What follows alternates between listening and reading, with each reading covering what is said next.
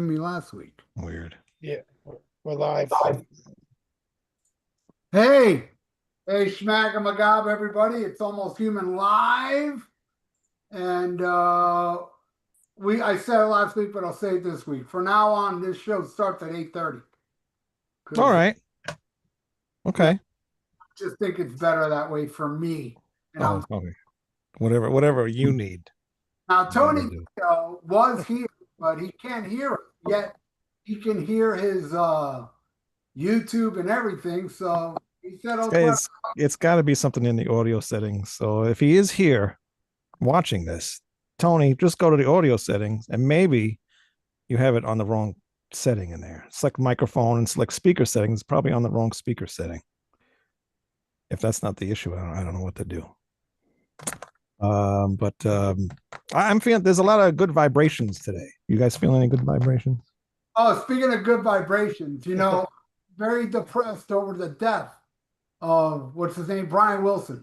I'm very depressed about it because all I see is that barbershop quartet crap all over my news feed. And and if he was still alive, I wouldn't have to deal with this garbage. So rest in peace, but I wish he didn't die.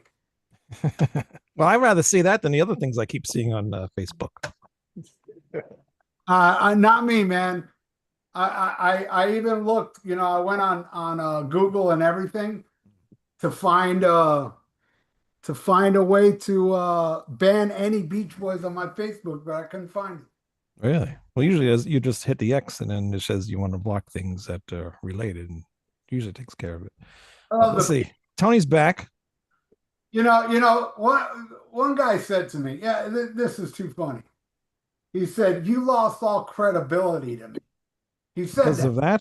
A perfect, no, it was something else. A perfect stranger said that to me, right? And I said to him, I go, my credibility doesn't matter here on planet Earth, but I'm sure it matters on planet bullshit. What the fuck? It matters on planet asshole. Yeah, planet dickhead, they may accept. You know what it is to tell a total stranger, you lost all credibility. I'm like, who the fuck are you? And why the fuck does your credibility mean anything? Number one, it don't mean shit to me because you disagree with me. Therefore, fuck you or fuck your credibility. Credibility, these nuts. Everybody out there that's like, oh, you like that? I can't. Who does that? Greg, and you were talking earlier. This is Greg on Red Salad Reviews. On Red Salad Reviews, they have a guy called Greg. And by the way, everybody, I'm starting my own podcast called Toss My Salad Reviews. But anyway, Greg is like, ooh, I think it was Ghost or something. He gave me this whole speech about Ghost sucks. And then today you tell me he likes the Spin Doctors. Oh, yeah. I'm ashamed of him. I'm telling everybody out there, go on this website called youarenotaman.com, right? There you find there's this section. If you like the Spin Doctor, you cannot say anything to anybody. That's on you'renotaman.com.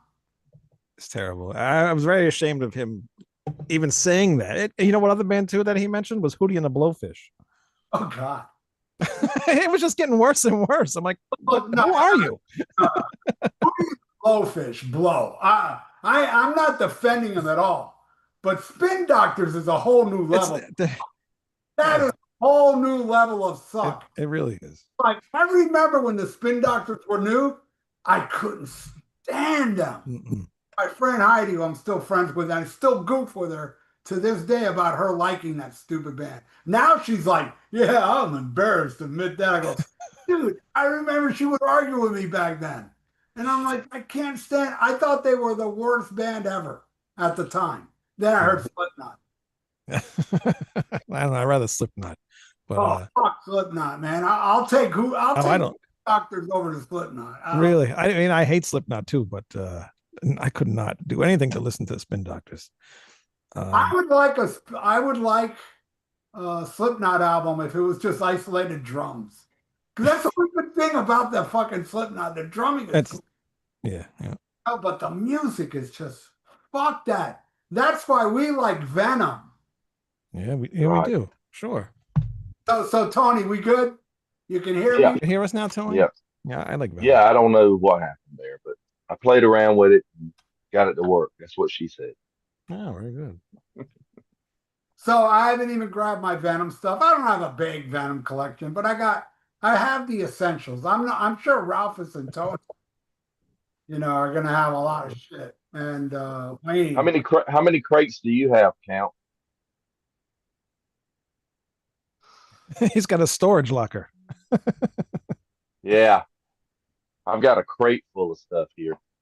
No, I don't have nothing crazy. I just got the albums, and then there's some like a compilation of stuff in here, and then because it was weird when I started getting into Venom, it was hard to find the albums first of all, and then they re-released all like a lot of the older ones, but they like renamed them. So I kept buying albums, and I didn't know what the hell I was buying, and then I realized I got home, I'm like, wait a minute, I already have this, but it's under this name. So that was confusing when I first started What do getting you- into That's weird. Some of that, I know some of the later day stuff got renamed a couple of different titles. Like Calm Before the Storm was called Right. something else. it. Yeah, yep. Yeah. Yeah, Yep. Calm Before the That's Storm and weird. Temples of Ice, Wastelands, and stuff like that. Yeah. It took me a while to find the originals, but I finally, I did get the originals, thank God. Yes. But it was weird, very weird, because I didn't know where to go, where to look for things, or whatever. But I got them all. But I never seen them live, so I have no live stories like I'm sure you guys have seen them. I have not seen the actual Venom. I saw Kronos and Friends on the 70 Tons of Metal. Mm. They call themselves Venom, and I saw Venom Inc. So on the cruise, I'll show it to you guys. I got Kronos to sign a few of my stuff.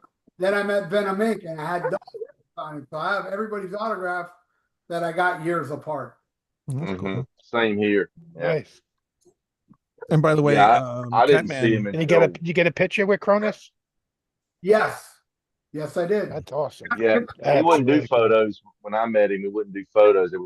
He took his time. So I met him at Maryland Death Fest. I saw Venom. The first time was the Metal Black tour when they came out with that album Metal Black through Sanctuary or whatever. So that was that like 2002 or something like that. Or I didn't even look at the year that the record came out. What was it?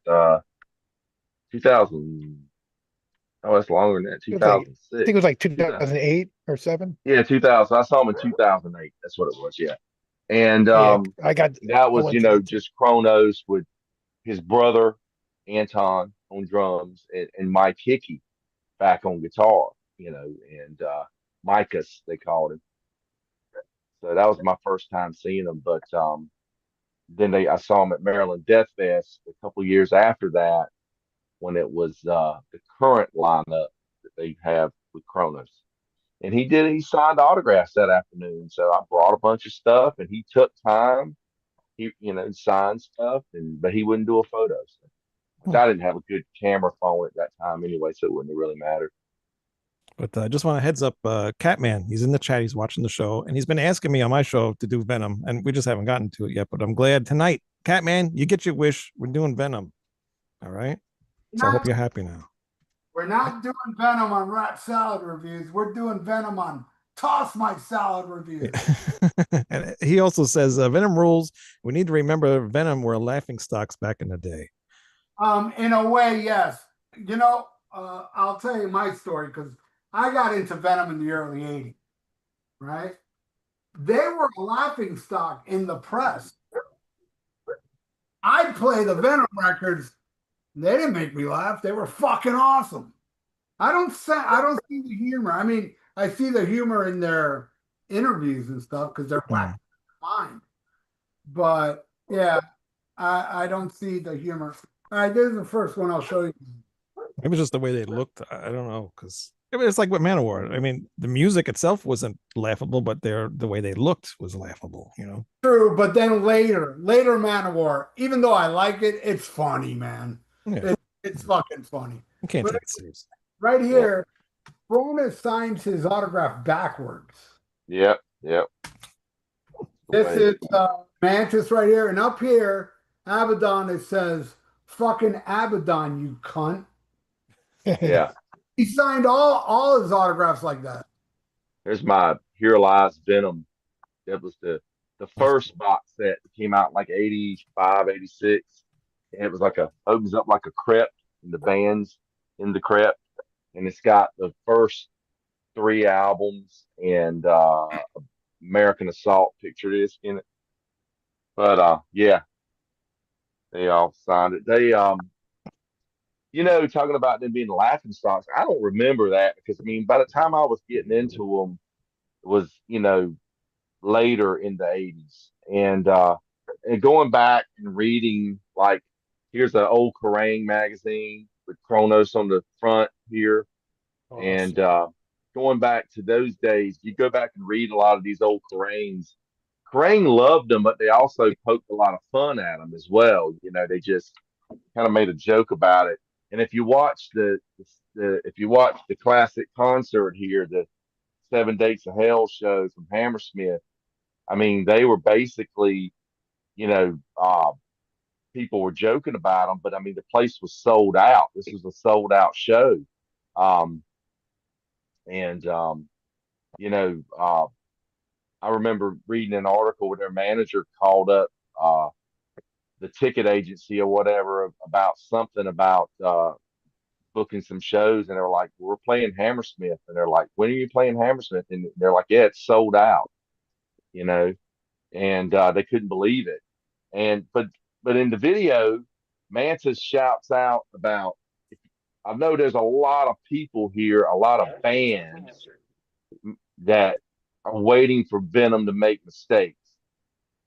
Like he knew people, the other musicians were talking crap about him, saying they couldn't play and stuff. Because he says, you want to hear Venom, stay home and listen to your fucking album, because tonight you're going to get an hour and a half of pure fucking mayhem. Because I thought he played that up pretty well. That's funny you mentioned that because somebody in the chat here, he goes, "World's best band that can't play."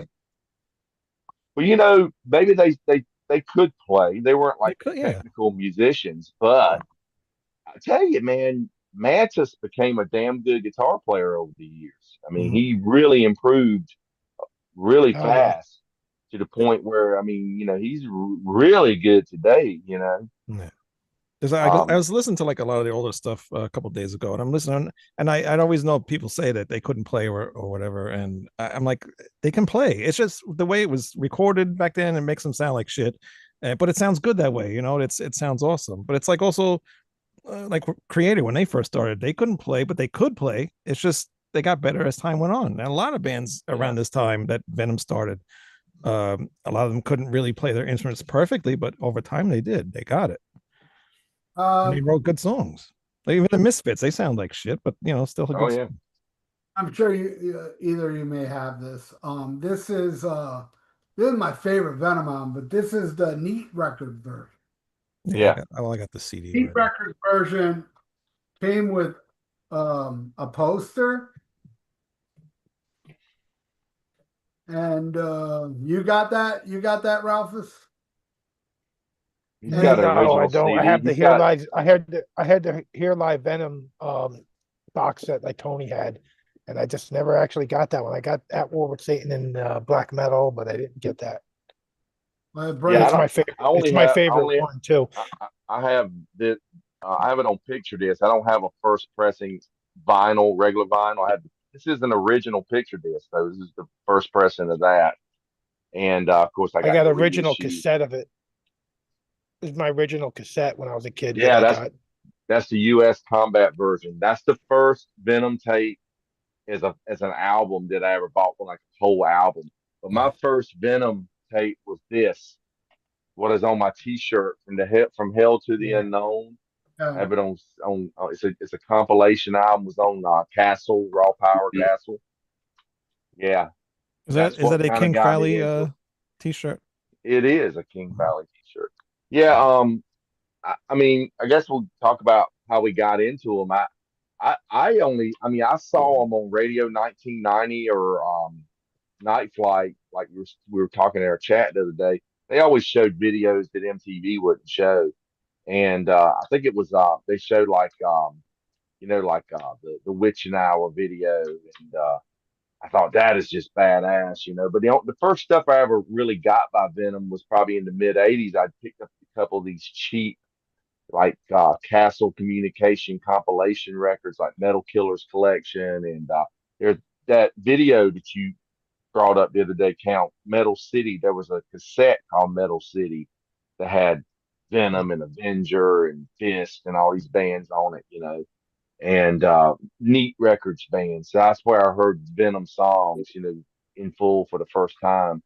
And then I guess I picked this up at the record store around '86 or something, I think, and just kind of got into them from there. And I really got into them like around '88, and I started just buying everything I could find. And of course, by then they were pretty much done as the original three piece. Calm Before the Storm was like the latest record out of that time. So I didn't get a chance to see him. I have a friend who saw him a few times. He saw him with Metallica, and they blew a hole in the freaking floor at the theater they played at with their pyro. So the next night's show, I think he said, got canceled or something like that because they blew No, a hole. they played both nights. They They did. had to patch Okay. up the hole. Yeah, they had to patch up the hole and stuff. But Steve Levin That went to both of them. that's just legendary, man. You go in a venue and you got some, who knows what kind of homemade pyro shit they had. They probably could have burnt the place down. They blew a hole in the stage.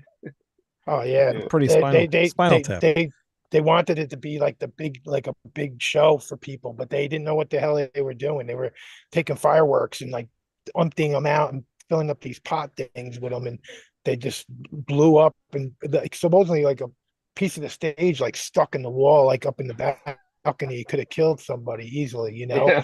That was Johnny Z brought them over, and got had that was the famous Paramount show in New York. And I actually, there's two things I should have pulled out for tonight, but I got this giant treasure chest filled with like over 1,000 posters. But I have the Ultimate Revenge original poster like for the show, and it has Venom Slayer and Oz on it. It doesn't even have Exodus on it.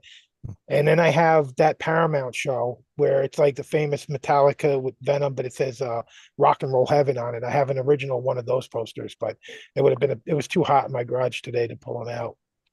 Yeah. Killer. Yeah. Wow. Yeah, I was into them in probably around '82 is when I got Welcome to Hell. But this copy of Welcome to Hell, I didn't have that one. But this is an original that I bought from the bass player of a really killer black thrash band called Devastator. He sold, dude, $20 and a poster Yeah, that's good. and the vinyl is impeccable. Hardly like any pops, a little bit, not much. And for it to be like an original is kind of impossible. But yeah, I was into them then, and I got black metal, and I remember buying in '85 the Ultimate Revenge video. Hmm. And first time I saw Witching Hour, you know. And then I have another metal compilation. It's upside down. Yeah, I have another metal compilation video that has a video of them doing Bloodlust. Hmm. Now, Yeah. that show, The Ultimate Revenge, my friend went to it. He said Venom didn't play. Yeah, because Well, Mantis couldn't man, get into the country. They had the two guitar players play, so that's not the show. Of course, everybody yeah, knows they that. didn't want to film it with the two guitar players not being the original band. Supposedly, Mantis, he couldn't get in the country, and then there's rumors he had chicken pox, but it was just basically Abaddon, Tony Brace, in an interview. He said he didn't want to do it. He didn't want to come do the tour. So they brought over the guitar player from Avenger and the guitar player from Fist, and they had two guitars. My And friend who yeah. my friend who saw one of those shows said that he thought that one of the guys was a girl at first, on stage when they saw the two guitars. Yeah, everybody that's seen him on that tour said they suck so bad. I think Denny, I think, seen him up in Canada on that tour, and just anybody who's seen it, they'd be like, "Oh, it was awful." I have in my crate of goodies here. I have this is a live bootleg album that is from it's from the Toronto show. This is probably the one that Denny saw. It's called "Don't Bury the Witch." It's on the Legends label. They do a lot of bootleg stuff. This is not a good sounding recording, but it has those two dudes. I had made a note on it. It says no Mantis, Les Cheatham from Avenger, and Dave Irwin from Fist are the guitar players. Yeah, it doesn't. It's not a good sounding recording, and they are just sloppy as crap because like the dudes didn't really know the songs. They'd have been better off using one Yeah, guitarist. It probably would have sounded better. I think they took two because they didn't have time for them to learn the songs. So it was like they needed two people. One could do like one song. They didn't Yeah, have to learn the whole set. yeah, It's just thrown together really quick.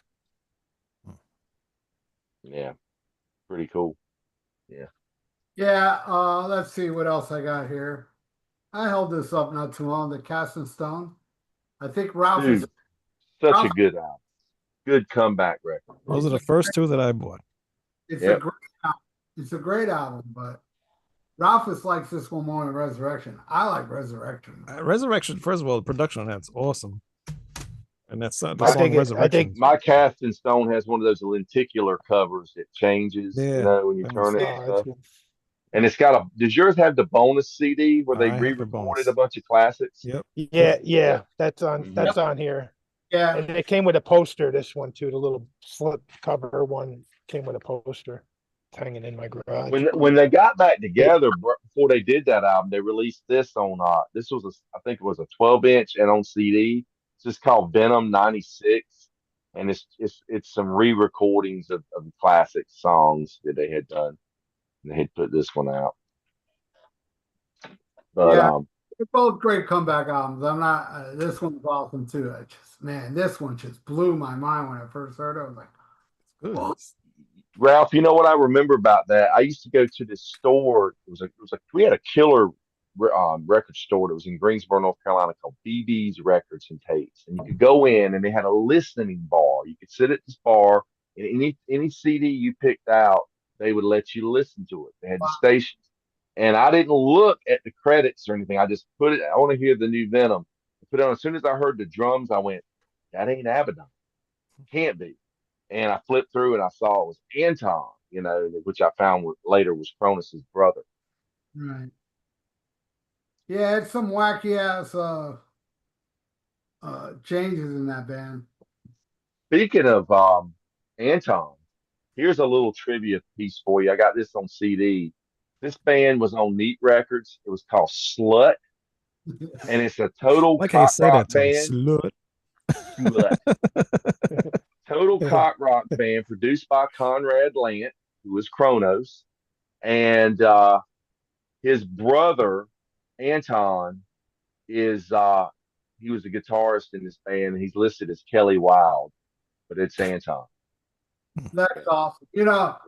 I think with two T's, Slut with two T's, I think that is the greatest cock rock band name for a band. Has to be. Slut with two T's. Yeah. I got Here's my original black metal that I got from a friend. Much like you, all my original Venom stuff that I was buying was always on cassette when I first started getting them. And except I ended up finding a few in used stores, around that time I pick up. But my friend Mark sold me his record collection, and this was an original that he bought from what was it, Rock and Roll, the Johnny Zazula store, whatever it's called. So it's got Rock and roll heaven. Rock and roll heaven, heaven. yeah. It's got the embossed black metal instead of the lettering. It's black. You can only see it if you tilt it right, but it's embossed in here, and it's got the lyric sheet in it. Yeah, Yeah. this I had them sign as well. I met a Mine has guy the mine that has the has black metal on the back, and it also has like the Japanese letters on the yeah, back. they put that on all of them like that. Maybe they wanted everybody to think they were getting an import or something. I know a guy that's got so many multiple versions of these records, like the neat records, the low. So the you got the Venom head on one side, but the logo you can't see it here is in red. There's some in blue. There's some in gray. There's some in yellow. Dude's got like every Mine's one just of them. got the neat records. Mine's just got the neat record thing on both sides. It doesn't have any Venom head. Yeah, I guess the first pressing, I guess, has just got that on it or whatever. But I had the one you've got, Count. I actually had that one time. I actually wish I'd kept it. I traded it to someone that for something. But I actually have there's the original picture disc version of it there as well. That's the first pressing neat picture disc. I remember a guy calling me, a friend, and said, "Hey, there's two Venom picture discs at the record store. This is in the '90s." He said it's School Kids Records. You could probably get them if you get down there in time. And I went down and they were there, so I picked up both of them. I Kevin, got this picture. This is my black metal picture disc, but it's a 7-inch. I showed this on our 7-inch show. mm, Nice. Now Got the old that, gem record sticker yeah, on there. killer. What songs are on it? It's Woman and Manitou. Cool. Yeah, they released those as the Manitou single a bunch. Yeah, Kevin pretty Capel cool. or Capel, whatever he's pronouncing last name, he says a fun fact on Possessed: Abaddon's son is one of the kids on the cover. I did not notice. Know Oh, that. that I didn't know. I did not know that. I didn't know that either. Interesting. Here's That's a very good fun fact. That's why almost human live rules. You get people like that. What was his name? Kevin Capel or Capel? I don't know how he pronounced Whatever. Kevin rules. all of those. I got all those Sanctuary reissued CDs, that whole set. I think I replaced all my old CDs. I kind of wish I'd held on to my combat pressings and stuff. But I got this is completely autographed by everybody. And then I got this version that has the Seventh Day to Hell VHS that I held up a while ago. You get that as a bonus it. That's DVD. cool. Man, I gotta get that. Yeah, mine's the original combat pressing for the CD. That's the one I used to have. Yep. I wish I'd kept those. Yeah. I remember when I would buy when I This could buy is the something combat. This is the combat one yeah, too. I had that one too. That's the one I Yeah. used to have. This is combat, and if you notice, it doesn't say black metal on the bottom. And that's a combat pressing.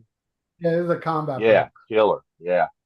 Yeah, when I'm on CDs and stuff, when I would when I get a remastered version of something, sometimes I would just sell off the old version, and I kind of wish, as the collector in me now, kind of wish that I kept all that stuff. Oh yeah, killer. I did that too, Tony, just because I couldn't fit it. I had no room for stuff, so I would just give it away. I'd give away the one that had the less songs on it, not thinking that I'm giving away the $100 version and keeping the $15 version. This is a oddity. This is a bootleg. This is the Calm Before the Storm demos when it was called, the album was going to be called Deadline, and it was still the original three guys. This was done after Possess. So this has got Mantis on guitar, and several of the songs ended up going on to be on Calm Before the Storm, included, but you've also got one of my favorites is the Chanting of the Priest, which was on that album, and they did it on the live album with Mantis. But yeah, this is out on vinyl too. I wish I could find the vinyl version of it. I knew I had that album cover. Like, I have this version of it. Yeah, this is what I'm talking. There's so many different covers, and it's been licensed to death. Hold that up closer to the camera. I can't really see it. It's really just a negative, like a X-ray of a skull or whatever. Huh? Oh, that's weird. It's very weird. Totally different. Yeah, it's ugly. I like the other one better. I got this album right when it came out, The Calm Before Storm, and this was up there with Turbo and fucking Celtic Frost selling out. Like it wasn't like a big sellout album, but it was just so not what I was expecting. It was such a disappointment. It wasn't like such a big change or whatever, but man, I was disappointed as hell when this came out. People now say they love this album. I haven't really gone back to it in a long time, but Yeah, I loved it back then, man. I loved the two guitar Yeah. players. I don't know, it gave it more of a American sound. It just because, of course, Hickey is an American, but he's got more of he's got that modern '80s guitar style in his playing. I loved it I then, think it man. was being like a fan of what they've done up until then, because I got into Yeah. them like in like '85. So by the Hmm. time this came out, it was like, what the fuck is this? But I can see if you're going back and just hearing it all at once, it doesn't, it's not as shocking, Yeah. I'm just showing some compilations. These are all compilation Venom stuff that's come out through the years. That band, there's so much stuff that's come out. And I really don't think, I mean, Mantis said once they don't really make any money off a lot of this stuff and the t-shirts and stuff that are sold. And, it's a shame that those guys can't bury the hatchet and go out and do a tour because they could make so much money by just doing a handful of dates and that's it.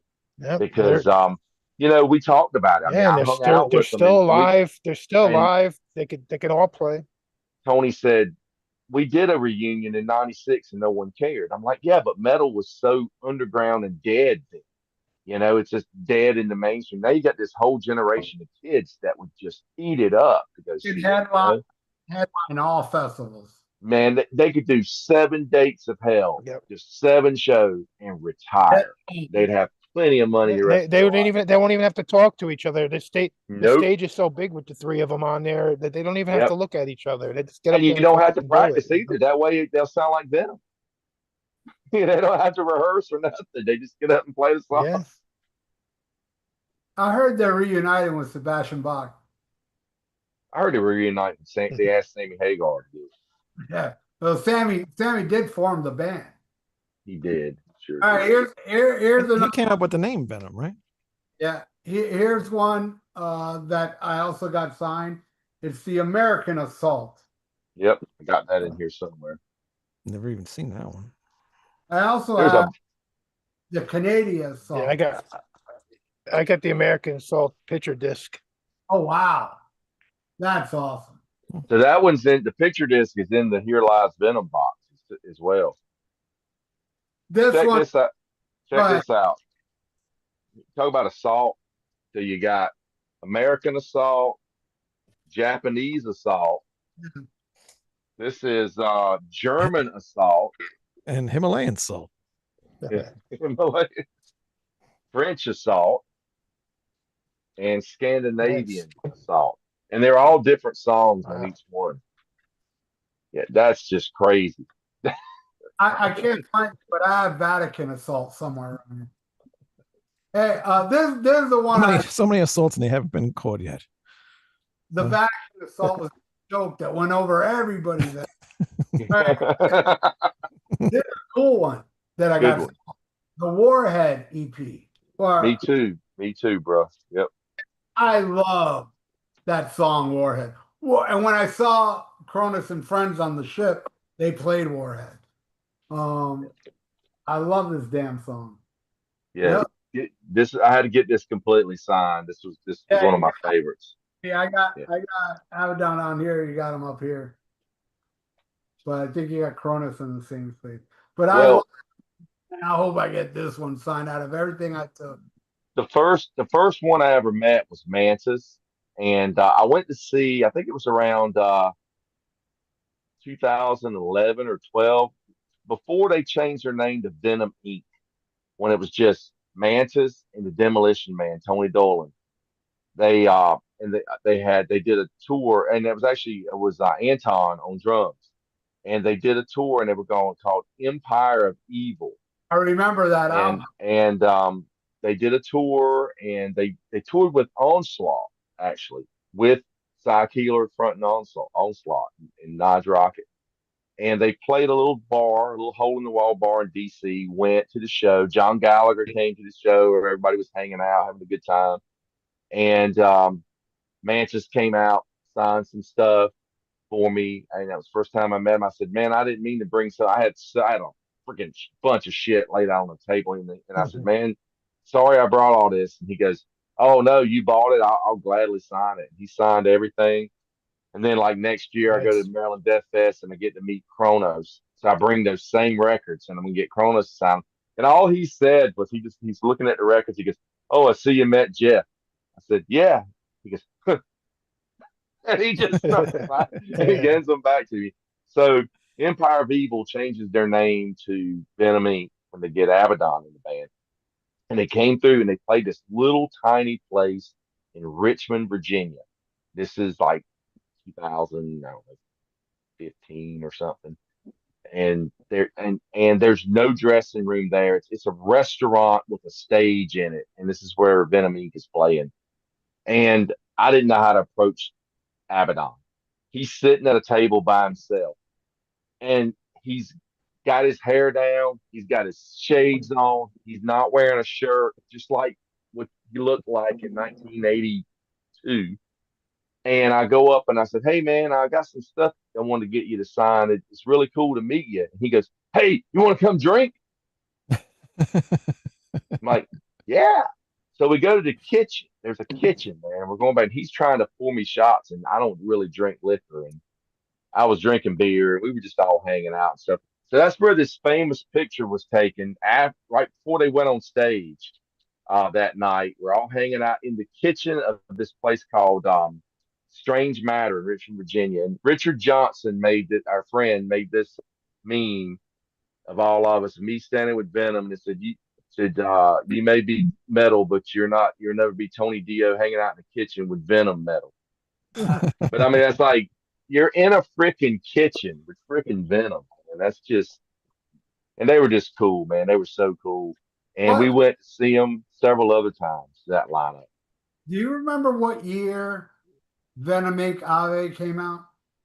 Oh yeah, I got it right here. It's 17, 2017. That was my favorite album of that year.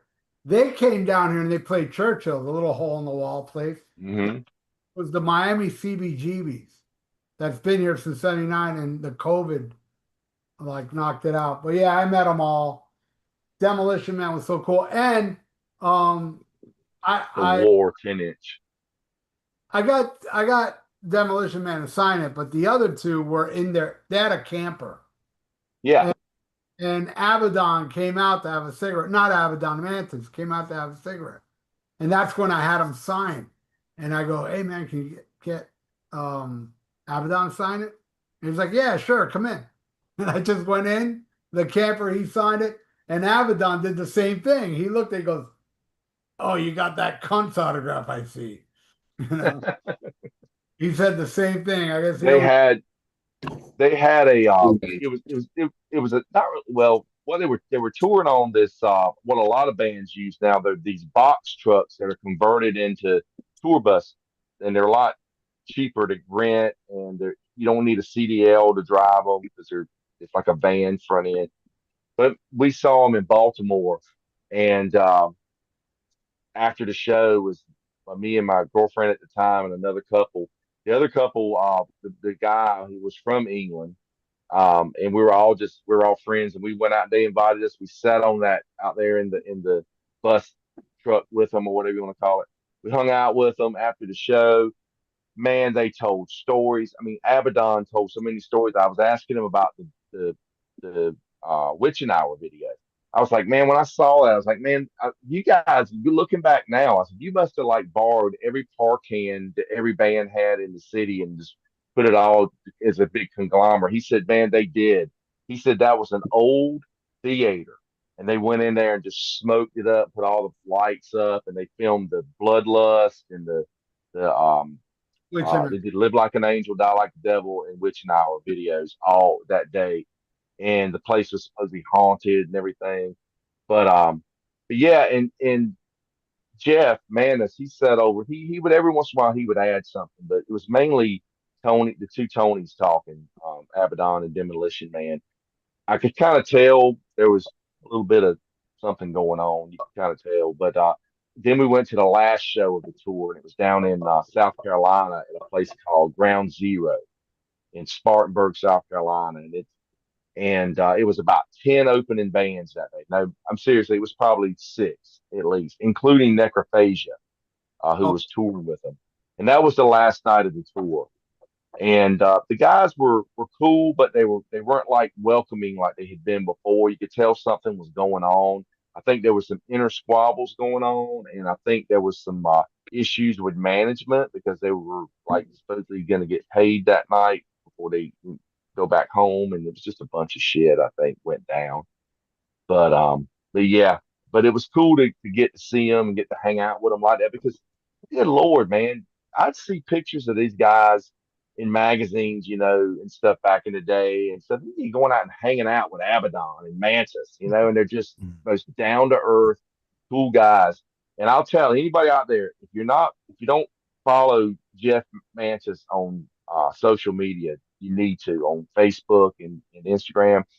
Jeff has been doing all this stuff where he talks about the past. He tells stories about how the band formed, and he shows all this stuff from his collection. He's got a Patreon now where he even goes further into it. He's been re-recording songs and stuff, and he's just having fun with it. And I know a couple years ago, we had him on Rock Fantasy Files, count that one time, and Yeah, we had yeah, spoke then yeah. about possibly them doing a reunion or something. And Tony was still involved at that time. I think Tony was managing Venom Inc. But something went down between Mantis and Tony Dolan that I don't know what happened, but they're not speaking. And Mantis is Mm. like, I don't want nothing to do with Venom Inc. anymore. And he's out. And they've got some other dude in, and they're still touring as Venom Inc. Mm. You Yeah, know, it's crazy that he's out there with it. Just changed the fucking name. There's no original guys in it. And, Just and and I hate to talk bad on different Tony names. Dolan because I'm gonna tell you, Tony Yeah, Dolan's he's a always great been guy. super Yeah. nice to me, man. He's just a super Oh cool yeah, guy. he's But when awesome. you're dealing with somebody on a business sense, that's a totally different thing to just hanging out drinking a beer with them. But the Dolan's always been super cool, man. He's always been a nice guy. Originally, when they got to this whole thing together before they were Empire of Evil, they had to change the name because they tried to go as Primeval. And where I'm from, the local legends, Primeval was a thrash band that was like our Slayer in the Hudson Valley. Right. They would open up for Death and everybody that came through. They were the band back then for unsigned band, and they had to send their lawyer to like say cease and desist on that name, and then they try to switch it up and make it like one word or something, but then they switched the letters around to Empire of Evil because it's still kind of spelled Prime Evil if you switched it around. So they should just go back to that. And I do have the CD for Empire of Evil. I didn't even think of bringing it out. And really quick is that talking about this Ave, it's if you bought this at Rock Fantasy, I bought it on CD. If you bought it at Rock Fantasy, you got an autographed poster. And they used to do this a lot at Rock Fantasy. Now no labels send him any posters anymore. But they used to send us a handful of signed posters, and he put Abaddon fucking cunt, on here too. Even like so, they're signing to He everybody in always that way. signs But it like that, man. Yeah. That's for fucking some some reason they don't do that at Rock Fantasy no more. And I used to sometimes I bought albums just that I wasn't even going to buy just because it came with the free poster. It made it more. You wanted it more. when they played Churchill, Johnny Z was there with Marshall. I got a picture. Johnny Z was the manager when they first got back together. Johnny Z was managing them, and he wasn't really managing anybody. Like they started managing them, and right away problems started happening, people getting sick or whatever. But it was like he only had like two bands that he was doing, and one of them was Venom Inc. Wow. Hey, Richard is when in we Richard's go in the ahead. chat, and he's got a story from April 1st, 1985. Venom showed up at the Metroplex Atlanta. Kronos walked in, saw a leaky pipe, and refused to load in. And Mantis corroborated a few years ago, and when he asked him, he blamed Kronos. He said it was some April Fool's joke, but no, that's kind of funny. Did they? No, No, they didn't play. He told me about that. Yeah. Hey, Count, you remember when we had the Annis and Tony and stuff on Rock Fantasy Files? I showed this. So this is a first pressing cassette from Neat Records of black metal. Oh yeah, I And I don't know if remember you can see the spine. I'll have to take the cover out.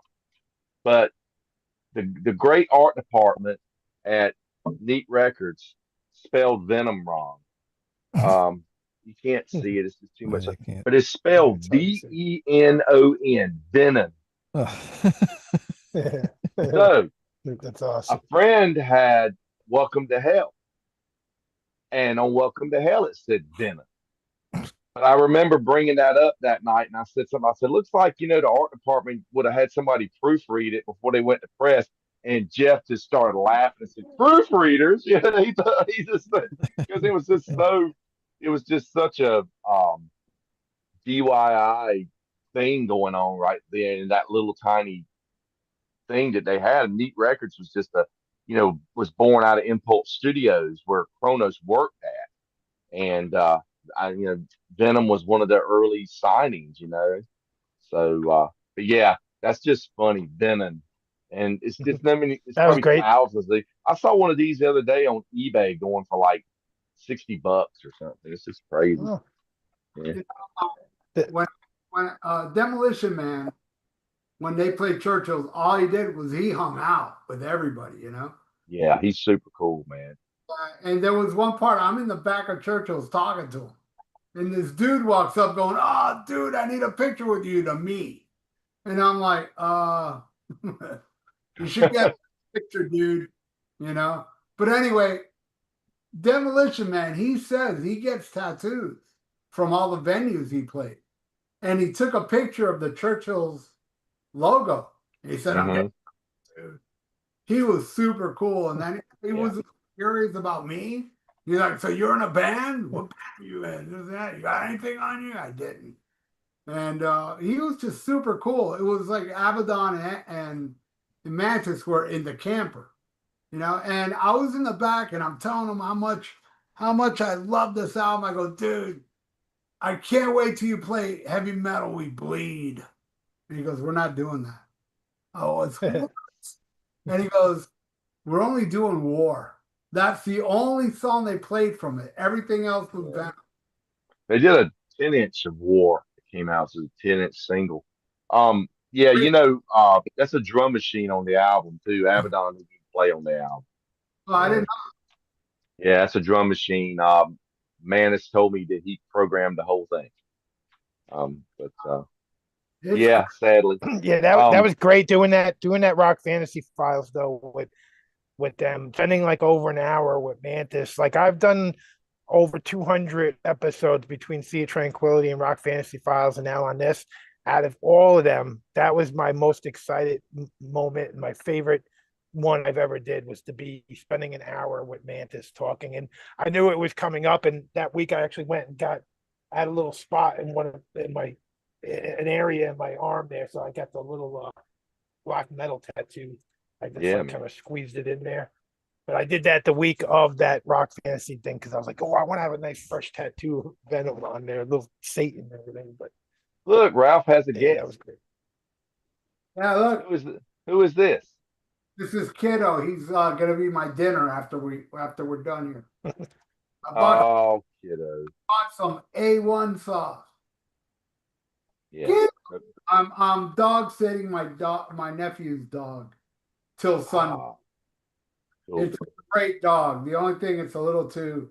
I need to be on you constantly, Yeah, he's a needy. We have one of those in the other room. And Um, he won't eat it. Wayne, They're very tender dogs, and I don't mean as in the behavior. I took a Wayne, Meat is very tender. being a little younger, Wayne, how did you get into Venom?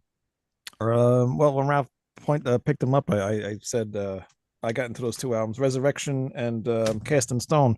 I just none of my friends ever listened to really brought up Venom or anything, and I used to be on a bunch of like music forums and stuff like that. So a lot of people on there used to talk about Venom. I'm like, well, I might as well start getting into Venom myself, and I went into Manhattan, and I don't know if you guys ever been to Manhattan and go to Canal Street, and they got all those record shops. Well, they used to. They don't have them there anymore. A lot of them are gone. Some are still there. And one of the shops I came into, and I was looking through the used section, and I found a bunch of Venom stuff, and I just bought it, right then and there. And Resurrection and Cast in Stone were the first two, and I just bought up the rest of them at another music store that's here and on Long Island, and they had reasonable prices, very cheap stuff. All the remasters too, I got. But yeah, that's how I got into them.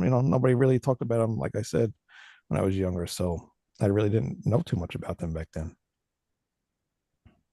And I loved them ever since. And I love the new albums are good. I mean, we're talking about the older stuff, but a lot of the new stuff is actually really good too.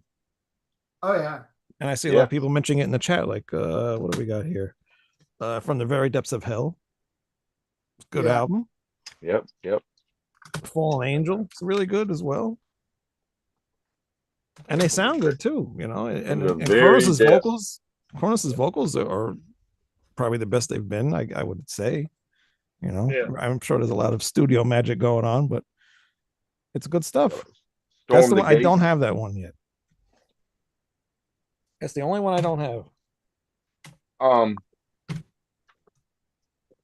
You know, At War with Satan, I always thought that was such a good album cover. It looks like a book.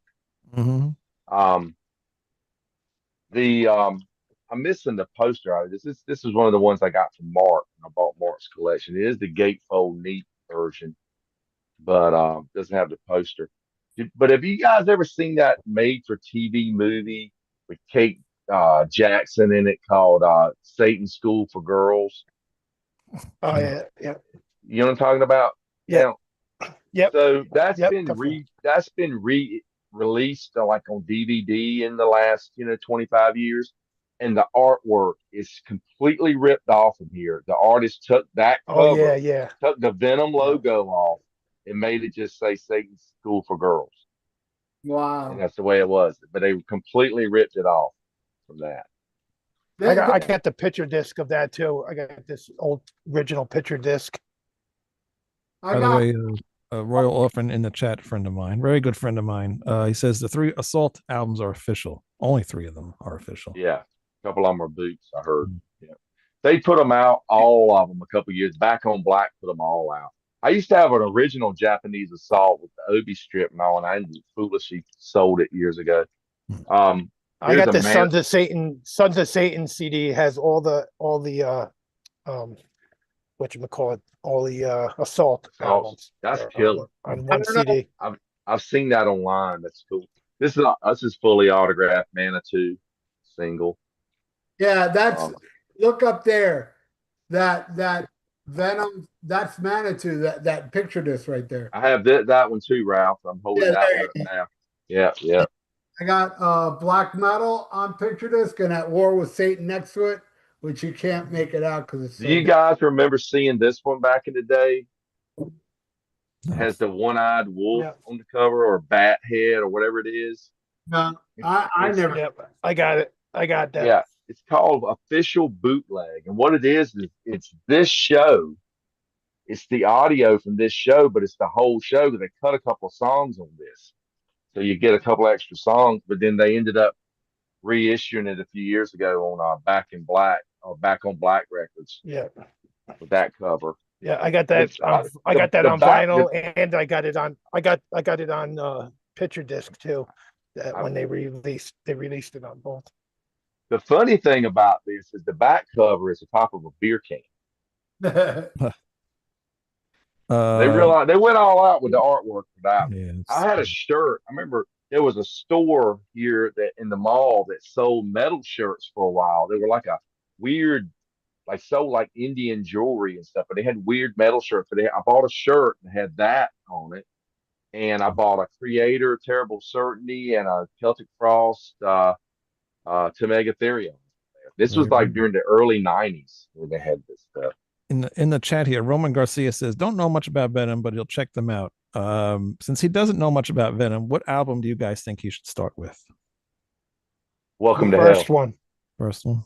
Welcome to Hell. Yeah. That's my favorite. Welcome it's my favorite as well. I mean, Live Like an Angel, Die Like the Devil is one of the best songs. I mean, it's just, the title track is great, You can't go wrong with black metal either, though. Either one. Black metal, yeah. That's the two essentials. The two essentials. Let's see if I think this is a masterpiece. Man, side one, the song At War with Satan is great, man. Yeah, what is it, 30-something minutes? Yeah. And Rip Ride. Wow. Good shit, man. This is a bootleg from the 7 Dates of Hell tour. This is from Holland. Because they went all out with the artwork on that one, didn't they? It's a gatefold. It's got some cool pictures in it. Um, but Cool. doesn't sound excellent. It's the audience reporting. You can imagine what a Venom album sounds like. Somebody just bringing a tape recorder in 1984 and recording Venom. It's not going to be so good. Speaking of bad sounding albums, this was not a very good sounding album. No, it's not. Do any of you guys have this? I don't. Yes, I do. I was going to talk about that. So, Kronos. Yeah, Yeah, that was a good, really good compilation that Oh, yeah, the Sanctuary Kronos. put out of all the albums, like, all the albums. yeah, because there's the so you got the first Kronos album, Dancing in the Fire, Yeah. that I have signed from Kronos. I'd love to get this on vinyl. I love this record. It's very melodic. It's like, and it's basically the Calm Before the Storm lineup with a different drummer. It's not Abaddon, but you've got the two mics on guitar, and or Jim and Mike, that is.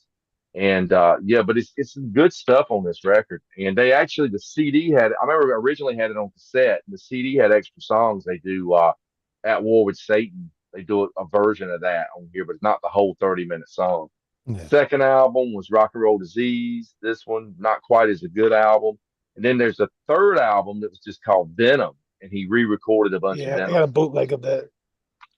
Yeah, I got a bootleg of that one. There's a song on here that I really liked. I don't remember what it was. Yeah, but it was it was different from Venom. You know, it was a little bit more. Well, you know, when I went to see him that first time, Mike Hickey was playing guitar with him, and that was the Metal Black tour.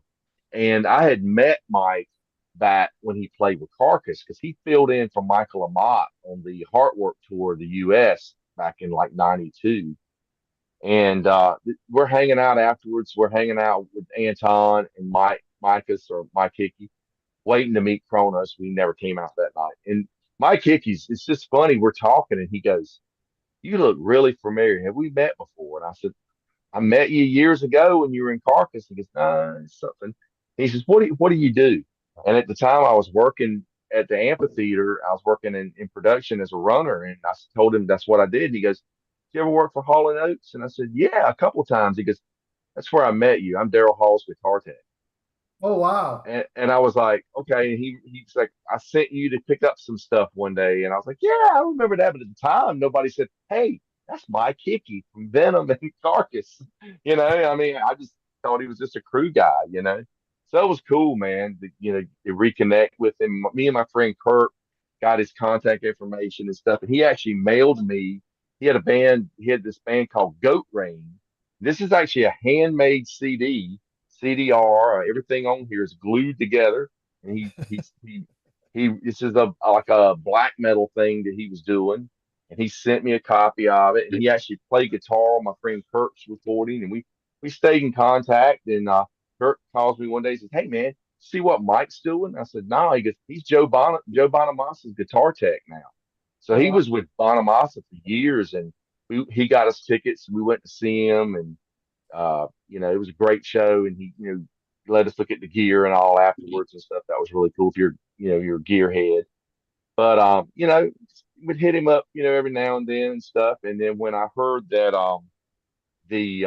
when I heard that last Venom Inc. tour was coming around, and they said Mantis isn't doing the US tour, and I said, "Oh wow, they should get Mike Hickey because he's an American. They don't have to buy a work visa for him, and he knows the songs, and he was in Venom."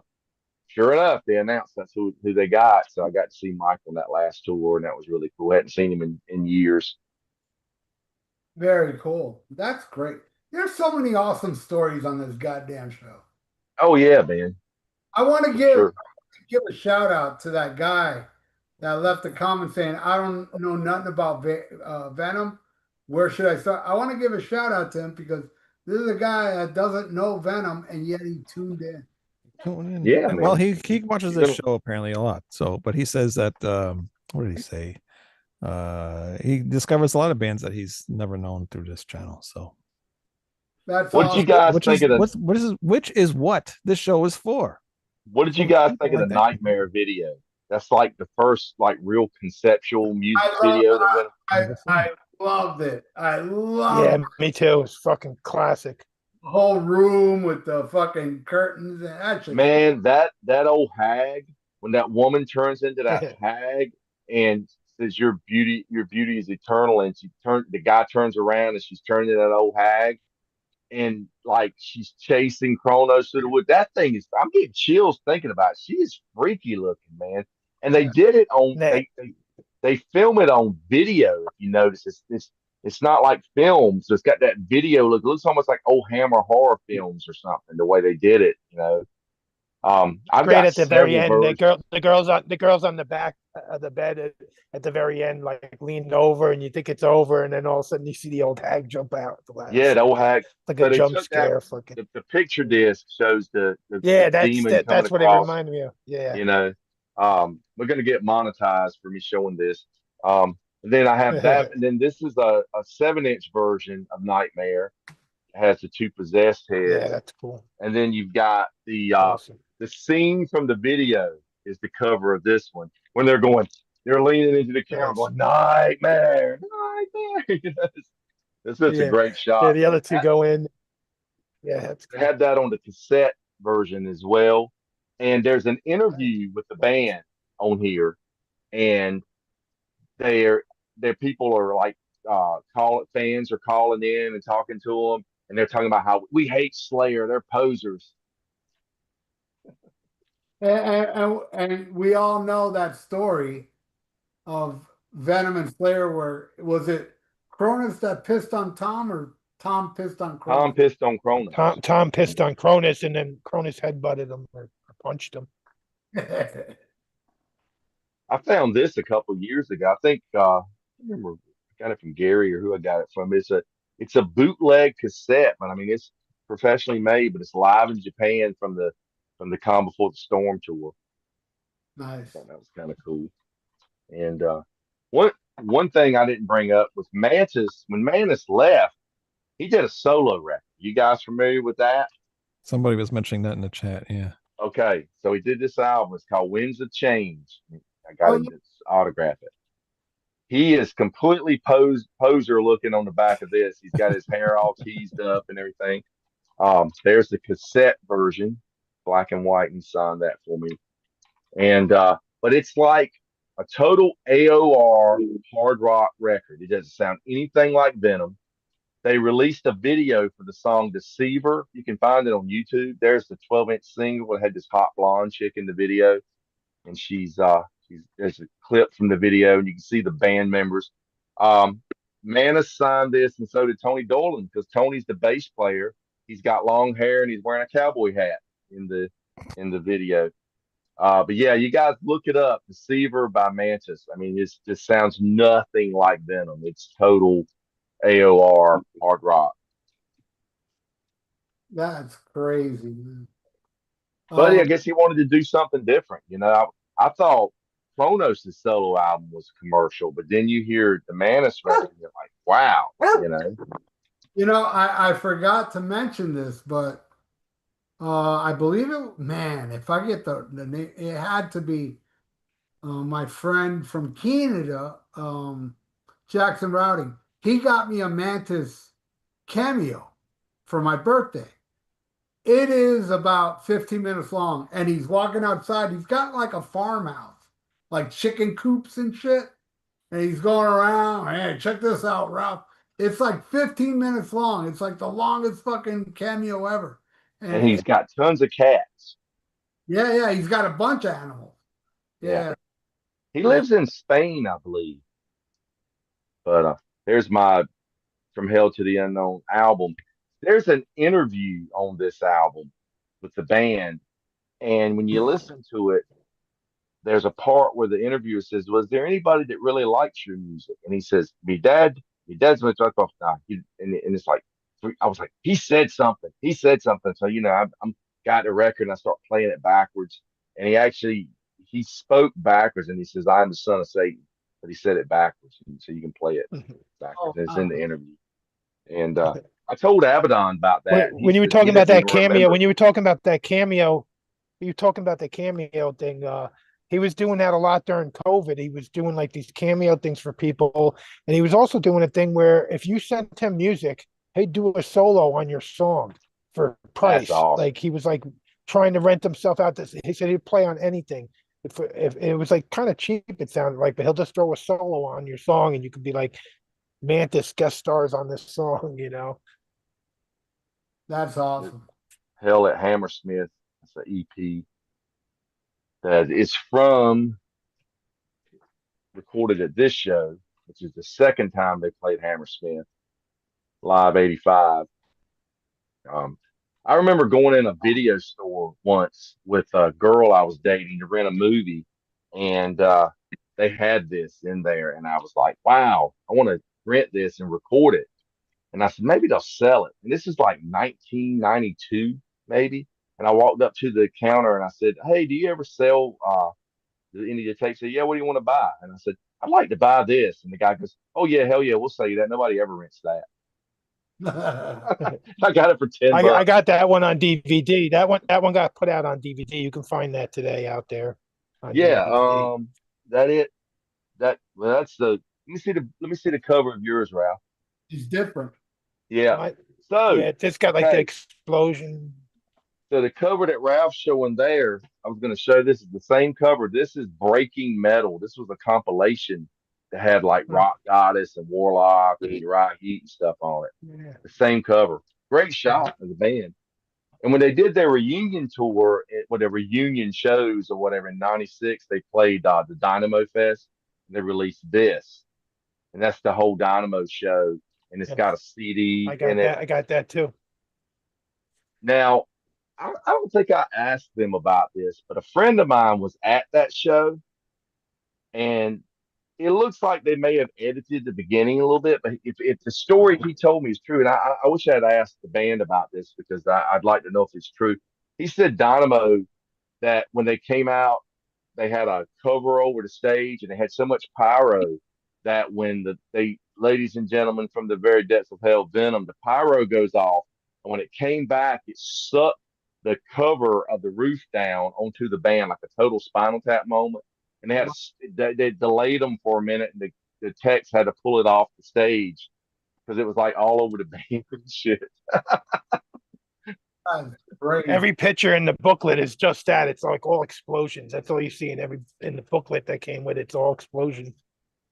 Seriously, if I was a Venom fan watching this episode, I'd be jerking off. Look at all that Venom stuff these guys got. It's unbelievable. So they go, you said Kronos goes solo. Venom comes back with the Demolition Man, Tony Dolan, with this great record, Primeval. Man, what a great record, man. That's just great album. yeah, man. I mean, I remember ordering it and just like it was so good, such a good record. Then they put this EP out, Tear Your Soul Apart. And they do Hell Bent for Leather on this. Pretty cool. Yeah, I got that on CD. I got the Tear Your Soul Apart on CD. Yep. Killer. I love that. And we didn't really know what Tony was going to look like to start off because they kind of disguised him and they put that makeup on him and stuff. Then they put this live VHS out. This was live at somewhere in England, but they're playing like a small stage. It's not like a huge old school Venom show. They're like in a club or something. It might have been the Marquee or somewhere. I can't remember where it says. Yeah, Marquee, recorded at the Marquee in London. I don't remember that one. It was some company called Strand VCI, and they were putting all this stuff out on VHS around that time. I remember getting like Nuclear Assault and Running Wild and Sabbath, and you could buy them in like it like Camelot Music and places like Sam Goody, and they were always like $5 or something. Was that Nuclear? I had that Running Wild. Was that Nuclear Assault at Hammersmith? That's it. Yep. I had that on VHS. Corner. They had Corner, and I still got a bunch of them, man. Yeah, I got the Corner. I got the Corner one. I do too. Hell yeah! What a great episode. Anything else? Yeah. I got a bunch of crap to show. I haven't showed it. He hasn't man. brought out the big guns yet. Like, Bring out the big guns. Tony's been going and going, and Well, once Tony But, gets on a roll, it's hard to I stop him. still So got you shit. gotta interrupt him there once in a well, while. most of the stuff has already been shown. I got the Here Lies Venom with all that stuff in it, and I got the French Assault one. This is the really cool one, Acid Queen and Bursting Out. Yeah, I had that one a while ago. Yep, that's great.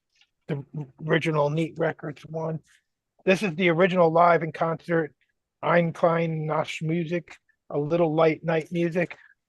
This is the original, and then this has got re-released on Record Store Day. You could buy like this one. They're both gatefold ones, and Yeah, the the same Ralph, album, but the gold one, the gold one is the original cover from Neat Records. The red one, look yeah, who put the red one is on K-Tel Records. So What? just like Calm Before the Storm was on K-Tel Records. Oh my God! I thought K-Tel only did compilations. Yeah, Calm Before the Storm was on K-Tel. It's a division of K-Tel Records called like J. What does it say on Calm Before the Storm? J something Records. Yeah, but it's a yeah. division This of. is the red one's got two different concerts: live at Hammersmith '85 and live at the Ritz New York '86. I don't know if this doesn't say that there's two different ones, but Yeah, it's the same thing though. Yeah, yeah. they just re they re Then the red one I originally had on cassette. Yeah, so much I stuff. got oh yeah, I have that on CD too, that live one. And now this one I got this singles collection on CD, but I also have the original vinyl. Got like That's killer. all the I have that. 7 inches all thing. And then here's the Hell at Hammersmith 85, 12-inch, like an EP. Yeah. And then I got this one, the Storm the Gates gatefold. I bought that on vinyl just for that album cover. It's fucking really killer album cover. Um, So right. And I got this one, Hell. I don't know if anybody bring that one up. Yeah, and then yeah, Metal Black. I seen them on this tour like Tony did. I seen them at the Irving Plaza with Goat Whore opening up. And it was cool. At one point, we were all sitting outside, and the bus was right there, and we didn't even realize we're also out in the smoking section, and the bus is there, but we're thinking the band is inside, you know. And all of a sudden, the door opens up, and Kronos comes walking right past us, and all I could think of was, "Oh my God, he's fucking tiny." Like to me, Venom, Kronos was this big fucking giant like warrior to me as a kid. You know, that's happened to me a few times when I'm on like ground level. Like I remember meeting Henry Rollins in the '80s, and I knew him just for a couple of years with the Black Flag stuff, and he was standing right in front of me, but he was so short I didn't realize it was him. And I seen the little Black Flag tattoo on his neck, and I was like, "Holy shit!" I always thought he was a monster. And same thing with Danzig up close, but a couple other people too. Here's a Danzig a weird bitch. one: Venom, live, new and rare. One of those like compilation things. Hmm. This one's a really good one. It's I can't. It's the text on it so tiny.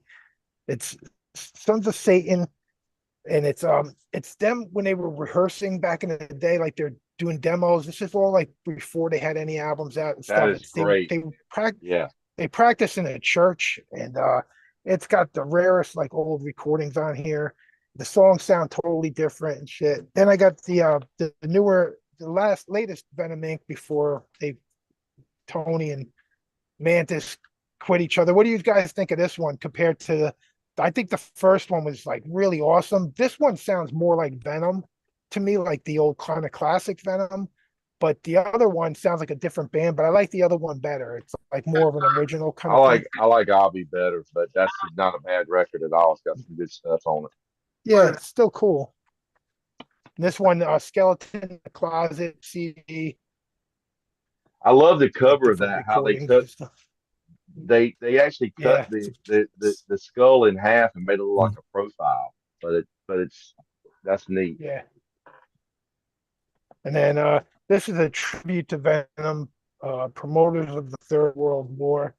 It's like all like brutal bands playing on Yeah, here. man. It's Again, got it's too small Furboil for on me. it. I've got that as well. That's a cool one. Got a lot of cool stuff on it. A lot of underground bands.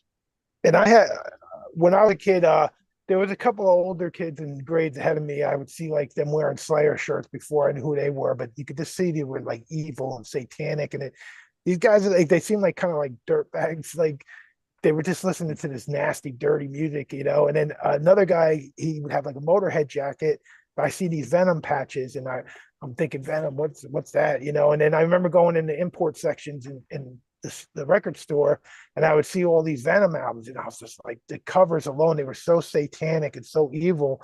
It was like Merciful Fate to me when I first seen those albums. I just like it was like dangerous, and it was so dirty and grimy. Like I thought it was. I couldn't hit a candle just reading the song titles at first because I was going to like religious school once a week, religious instructions and stuff when I was a little kid.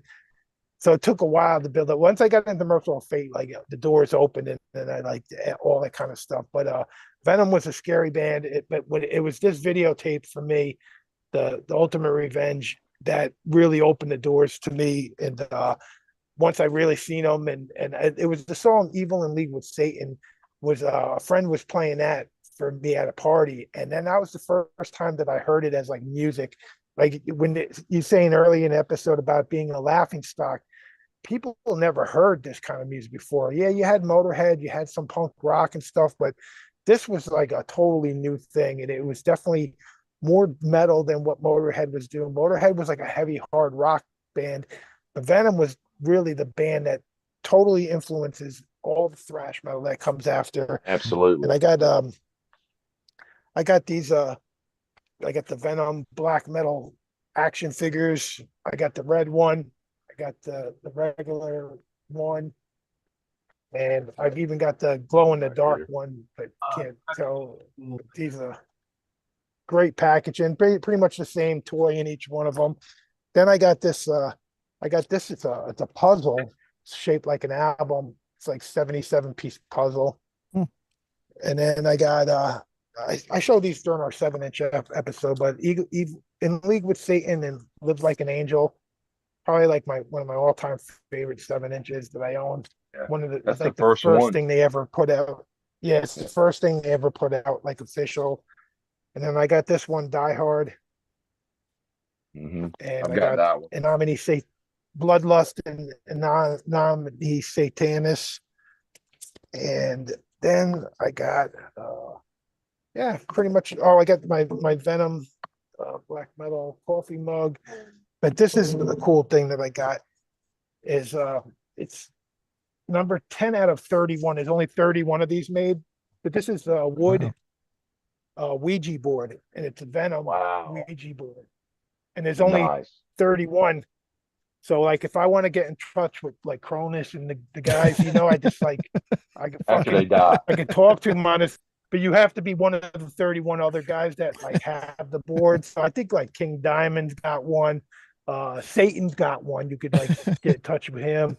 Papa A from couple Ghost. other guys there, the guys from Mayhem and shit like that, you know, they all got one, but How'd you end this up is with really one? cool. I just like I don't know. It's like it popped up and it was I must have been like on their website or something because it popped up and they said it was limited and there's only 30 of them, whatever.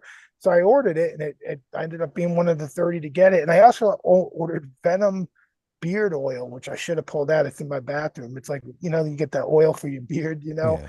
And I got a little Venom one, you know, but I didn't think of bringing that out. I got a lot of other little crap like that, buttons and all sorts of shit. But What is it? yeah, if these Satan's guys oil? want to get Satan's beard oil?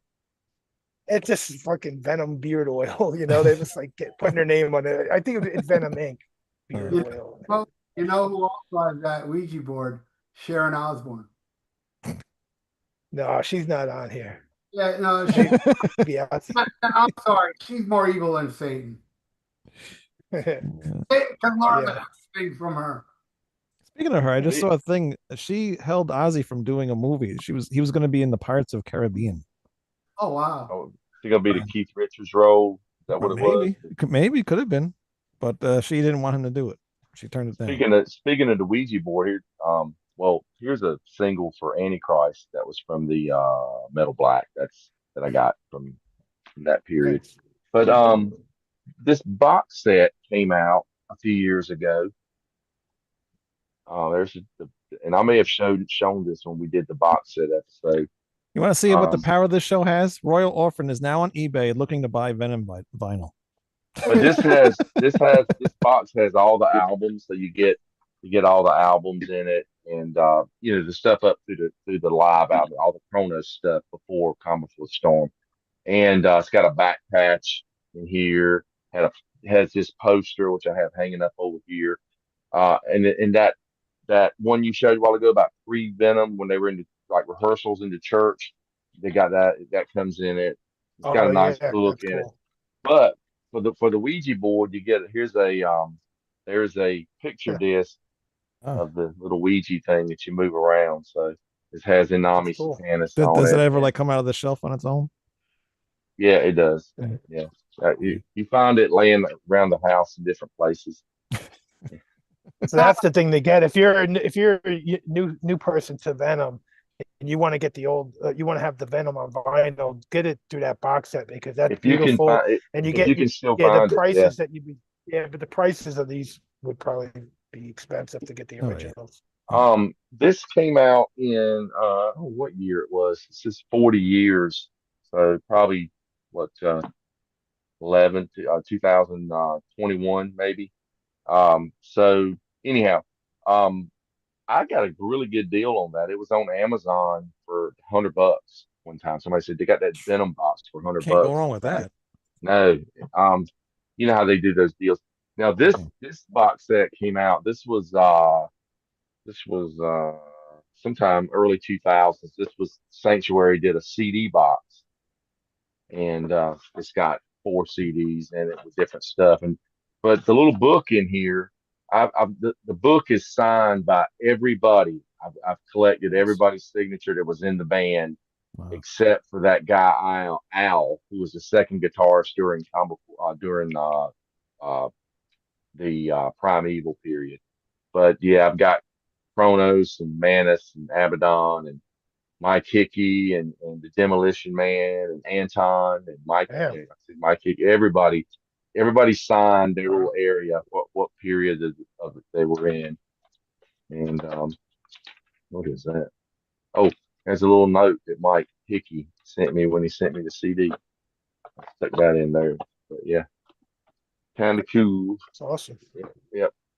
But yeah, man, that if you can find that box set, that one I was showing on vinyl, and you're trying to get into them, that's a good one to get for sure. They have the CD version for $46 on Amazon.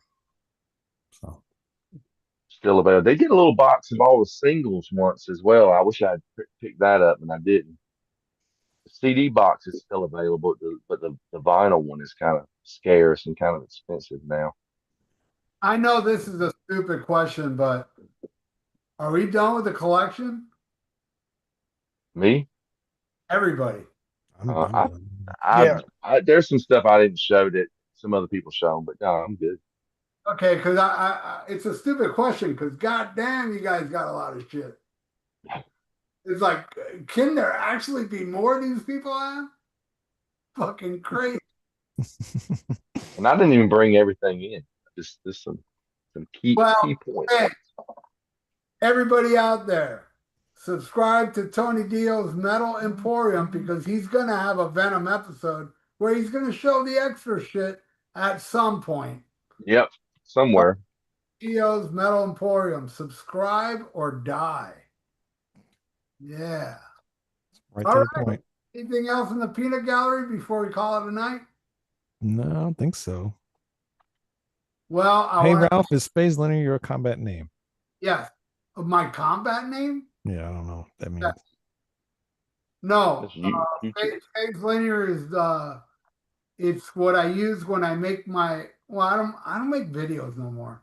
But I used to make music videos, and in the music videos a watermark would pop up saying phase linear. And people ask me, what is that phase linear? What it was my brother, when he came back from the army in Germany, he had this killer stereo system. And the speakers spelled phase linear, but with a PH. And I Oh.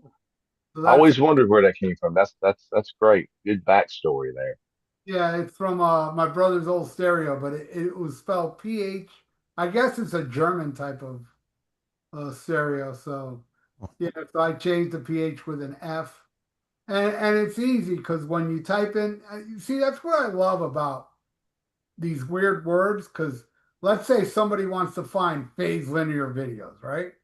They type in phase linear in Google, and that's the only thing they'll find because phase linear is not a word. You know what I mean?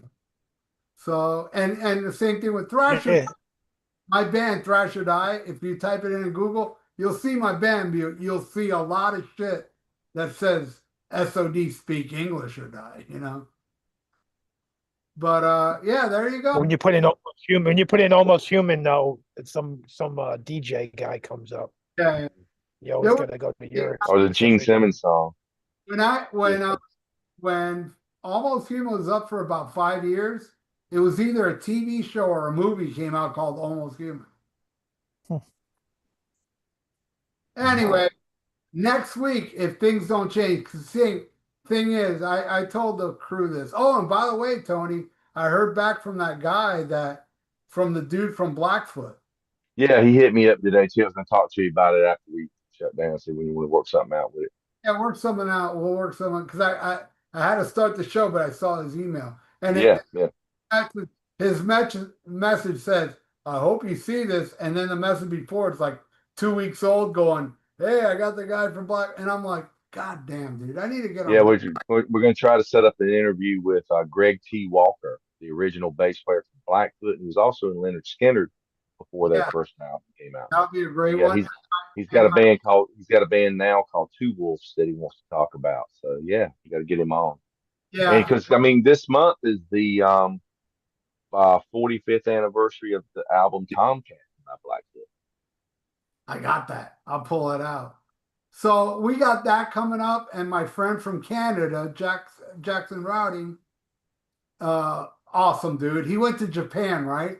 And he Mm. went to a metal bar and he made them play Thrash or Die. He Smart said, man. he said all the Japanese people were freaking out. Wow, this is awesome. Well, anyway, They were he businessmen in suits and they're just jamming out air guitar into it, you know. so he's a big fan of Manowar. And I told you guys, so we got to do a Manowar episode with the guy because he's so cool. He's Yeah, man, that's cool. Japan, anything you need, he's such a great guy. So he's back from Canada, but he had to work, so he's got to give him a week in advance. So when he does, then we'll get him. So we're gonna have the dude from Blackfoot, Manowar, and we're gonna do a Misfits episode. All right. Yep. I was the other We're day, all misfits. yeah, the other day I was like, oh, I want to listen to Walk Among Us. I haven't heard that forever. I can't find it. I have every other Misfits thing, except, man, I wish I had what I'm sure Tony, I know Ralph has that fucking casket box set. I Yep. Mm, that when it was new. I fucked up. It is so expensive now. very expensive. Wow. And Yeah, that the first edition of it, they did do a second edition where it's like a cheaper boxes inside, but the first edition has like this engraved kind of plastic covers in there. oh, Hmm. man, That's how you Yep. can tell the difference. if it's the same CD and it's cheaper, I'll buy the second one. Yeah, it's the same exact thing except for it was just second edition. They didn't spend as much money. Somebody out there watching, give Ralph your copy. Yeah, come Yeah, on. yeah, why not? Everybody knows it's the cool thing to do to send me. Right. What was it? Just mail Only Ralph your fools misfits. don't send Ralph things, or the rest of us. I mean, I'll accept anything you want to give me. I know a guy. Tony and Ralph should put their address up right at the end of every episode. Yeah, yeah. It should just pop up their address. I, Tony's gonna get a lot of stuff with his show. I know a guy that used to work at E1 and he doesn't anymore. And he's been sending me, he's got a part. Let's see, what company is this? I really don't know what company, but they sent me this. I never heard of this band before. They're What's it called called? they're called Metal Warrior. Nice. Yeah. And I like that. I like the Obi strip on it. That's cool. I got to show you something else. What he also sent me, which was super cool. Yeah. Ralph gets all the cool stuff. Yeah.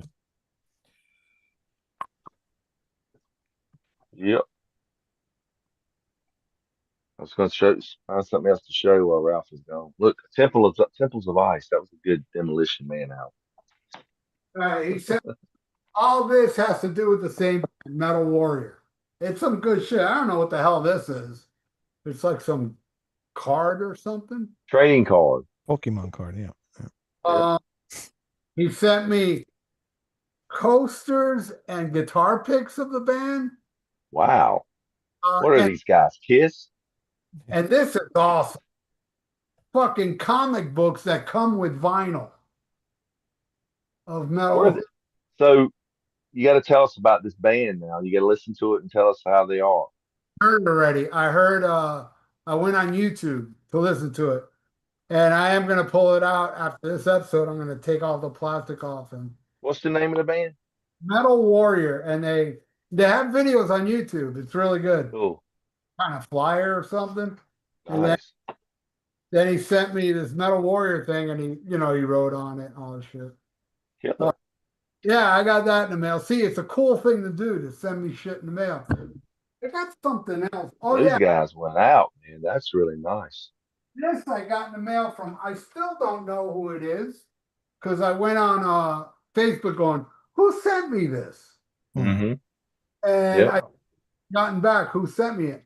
Here's the thing about this album. Man, I slammed this album. I did a track by track because here's the thing. Australians get really upset if you like the American version over their version. Sorry, this shit sucks. I put it on, and it is good. I'm not saying it's bad. It's good, It's but it's in a 74 weird order. jailbreak. Yeah. It's basically 74 jailbreak. Yeah. What we got is 74 jailbreak. You Got a Hold on Me is one of my favorites. Yeah. But and Soul Stripper. Soul Stripper, if you listen to the end of it, Malcolm Young is doing guitar solos. It's Angus and Malcolm going back and forth. Malcolm Young can play, man. Anyway, I don't know who sent me this, but our version is a mixture of this and TNT, which I do own. I do own that. So who sent me this? This drive. I'm here Yeah. slumped. Right? Most of TNT is our high voltage, and then most of that ended up coming out as 74 jailbreak in the 80s. There's some. It's cool to have it though. I like that cover. And of course, jailbreak ends up on the original Dirty Deeds had the song Jailbreak on. Well, this has two songs from High Voltage. She's Got Balls and Little Lover. Mm-hmm. Those came out. So, and the rest is the TNT stuff. And I slammed it. I also have them on compact disc. I've always had this on compact disc. So this came in the mail and I put it on, and I'm doing a little housework and I'm like, this is really good. Yeah, I like it. I still prefer my version, the American version, because I'm so used to it. Because I bought it before Back in Black came out. I bought that like in '79. So I'm so used to it. But I got TNT like in '85 in California. And then this I just got. Just so, who the fuck sent me this? Who is the awesome person? That's. It was Wayne Noon. Wayne Noon sent it. I don't send him shit. He ain't get nothing. He didn't even send him a severed angel. Or I'll start sending things to people when they start sending shit to me. Catman, I love Catman, by the way. He says, watch Rat Sound Review on Wednesday nights with Wayne Noon, Lou Mavs, and Greg Nolo. Yeah. Wait till fucking Toss My Salad Review. Yeah, you're gonna get a lot of subscribers to that. Yeah. That's awesome. That's. I'm not watching that. I'm gonna talk to Ian. When me and Ian started the podcast, I was the one that came up with Rock and Metal Combat, which is a total tongue twister because everybody we got to do an ID, like the guys in Anvil and shit, they all fucked up. But man, Bobby Blitz and Dee Snider got it right away. But anyway, then after that, the thing is, me and Ian were arguing. Like, I wanted to call it Rock and Metal Combat Podcast. He wanted to call it Rock Cox. And I was like, no way. I'm not doing no podcast Rock Cox. I then later said, man, we should have called our podcast Pod Fluid. I like that, Pod Fluid. But shit, I like Toss My Salad Reviews more. Why change the name? I didn't make up my name, so maybe I'll change it. Hey, Ralphus, that last thing you showed. Well, he's leaving. He said them. He's tired of you now. He's leaving. But anyway, Wayne, I just realized you're wearing a typo negative hat. That's really cool. Yep. Second person today that has commented on my hat. Thanks, Tony. be me. I wouldn't want to be me either. Does that glow in the dark, Ralphus? Yeah, it's supposed to. Yep. I think Ralphus glows in the dark, right? I think. Yeah. Yeah. Hey, Ralphus, that glow in the Yeah. dark. Does that? Yeah, I was trying to fucking get it to do it. Fucking. You gotta turn all the lights off for it to work. I know. I got most of them off. I can. Even It's even green. like I the can see it. lettering. Watch The out, man. lettering turns green. You're Yeah, gonna you're gonna trip on over that all Ouija that board. shit. You're gonna trip all that shit you pulled out. Yeah. I got the King Diamond one that glows in the dark. Yeah, I got that too. Yeah. Should have one of the candle. Diamond candle. So yeah, man. Everybody, anything else in the peanut gallery before we call it a night? No, I don't think so. Well, I want to thank everybody for tuning in. I hope you learned like I did. Because these two dudes gave me a lot. Well, even Wayne. No, I have no knowledge. All you guys are better than me. I learned a lot from you guys. You have a lot of stuff I don't have either. So yeah, that's why we rule. This is like the cool live thing ever. This is like the learning tree. Come here and you learn. So thank you everybody for tuning in to an almost human live Toss My Salad reviews podcast. And thank you, Wayne, Tony, Ralphus. It's been a gas, my friends. It's been fun. Well, next, Listen to Venom. listen to Venom, subscribe to Rap Salad Reviews and Tony Dio's Metal Emporium, and smack them And hail Satan. Now go listen to the Spin Doctors. Ew. Ooh.